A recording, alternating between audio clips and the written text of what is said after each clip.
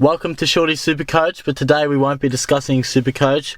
We're going to be discussing the final handing down of the sanction to the Essendon 34, which resulted in them getting a 12-month ban, which sees them miss obviously the whole of the 2016 season. And just discussing, obviously this is a Supercoach channel, but such a big issue and so many differing opinions and thoughts and things like that. I thought I'd do a bit of a podcast on just some of my thoughts, and by no means do I proclaim to be an expert on this subject. I, like you, am a footy lover and at times simply get sick of all the politics and the continual mentioning of this through footy shows and footy classified and all that. After so long, it just gets too much and so much information when all you really want to talk about is some footy. But I have enough grasp on it, of course. You can't really escape it, and if you're interested in football, you read enough to know. But these are just my thoughts. And look, the overriding emotion is sympathy towards the players. You just have to feel sorry for them. There's 12 on the Bombers list that'll be missing, and 5 at other clubs that'll be missing next year. And you can't help but feel that at times they were just led astray, and perhaps, by one man, Stephen Dank, who I feel is the only real bad person with bad intentions in this whole thing. Say what you will about Heard and Reid and etc.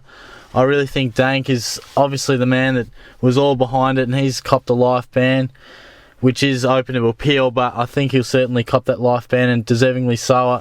I think he was the mastermind in this, and it's just so disappointing that his bad actions and bad decisions and intentions have caused so much pain, and the stress throughout it has been unbelievable, the pressure on the players. And a part of me, is sorry for them, but another part, you have to question, where was the curiosity at the time when this was all going on? Injections within footy clubs and taking this and taking that. I mean, they were told to sign consent forms and this and that, and they were told that this program would, this isn't a direct quote, but it would push the bar and push the real line of what is legal and what is not. So they were certainly aware that this was probably different. This was something that's out of the ordinary and pushing the real fine lines.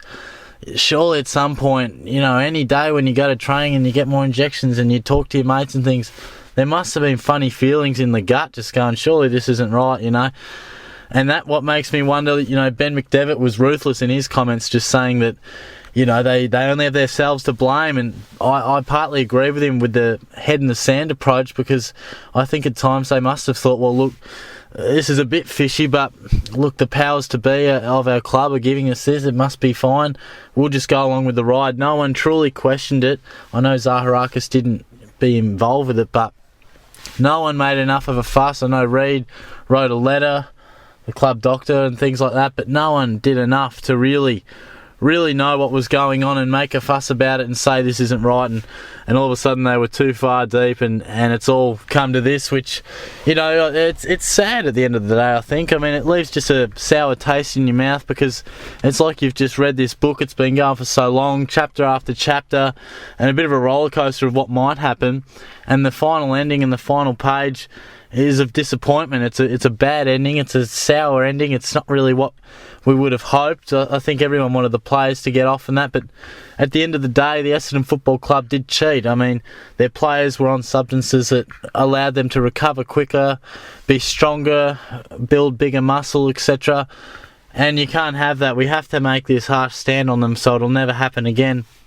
And it is one of those darkest days, as they called it initially, because it's come to a final count now, but it's probably not done with fully. There'll be suing of the club and players acting out and things like that. And again, we're going to have a compromised year. I mean, it's frustrating. Once again, there'll be a team that's almost like a bye. I mean, we've had Gold Coast when they first came in, so young and just an easy team to beat. The Giants, again, that happens. And now we'll have the Bombers, another compromised year where it's not an exact level playing field, but that's disappointing as well. I mean, it's just really, the Brownlow medal was the other point I was going to touch on. Obviously, Jobe Watson is probably a man I really sympathise with, because that's meant to be one of the best days of his life, a Brownlow medalist and things like that. And unfortunately, that's going to get taken away from him. I personally don't think Cochin and Mitchell should be Brownlow medalists. I don't think when Melbourne Storm was stripped of their flags, the runners-up didn't become premiers. I know it's different with individual awards, and you can make the comparison to the Olympics, but you know, it should be an amazing occasion, and Cochin and Mitchell aren't Brownlow medalists. I don't care if they get it or what. They'll never be a Brownlow medalist in my eyes, and I personally don't think you'd really want to accept it. I don't know. You'd have to ask them, but it's not the way you'd want to win a Brownlow, that's for sure. But it's all come to an end. It's done and dusted.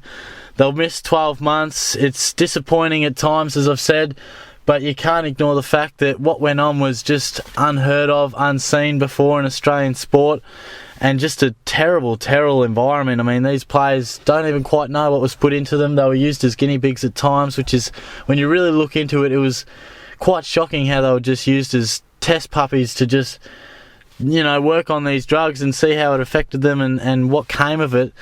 So you just got to, it's scary when you really think about it. I mean, it obviously didn't help them too much, and you could say it was a failed experiment anyway, but the fact is, I think this will hurt the Essendon Football Club much beyond the 1 year.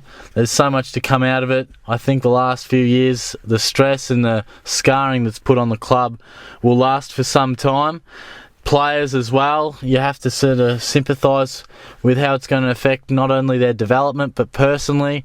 I'm sure it's, you know, it's caused them plenty of hurt, and how they recover from that down the track is going to be interesting. But it's probably one of the worst things that's ever happened in Australian rules, and hopefully we never see anything worse. But to have a club, as a whole team and club, put in a program to attempt to cheat and gain an advantage, an unfair advantage, is something that's quite amazing. And say what you will about certain people, but I think it's the right outcome. There'll be plenty of things said in the near future, and I'm sure we'll see Hurd speak out and others that were heavily involved say some of their real truths that they can now, because it's finished in the legal systems. But gee whiz, it's been a crazy ride, and you almost, part of you just takes a deep breath and says, thank God it's over. And while I personally aren't happy with them missing the whole year, I think it's the right decisions on what the findings delivered. But yeah, you just got to be thankful that while it'll be with us for the next week or so, it'll be big news,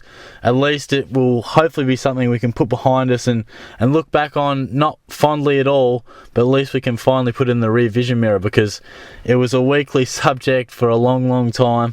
But at last we can certainly put it behind us. The players won't. It'll be a scarring thing, as it will for the club. But let me know what your thoughts are on the whole thing. I've heard a few people's thoughts, and from the media and just personally, and it really does differ. Some really sympathise with the players, others don't. Others hate Hurd, others hate this person and have their own views. If you've got your passionate views, certainly let me know. And look, it's a unique situation, and it's going to be talked about a lot, so I'm interested to hear your thoughts. I thought I'd make an off video off the Supercoach just to, you know, because I wanted to voice some of my thoughts, and it's a complex topic. So definitely give the video a bit of a like and subscribe to the channel for plenty of Supercoach news. But I'd like to hear your thoughts on this one too.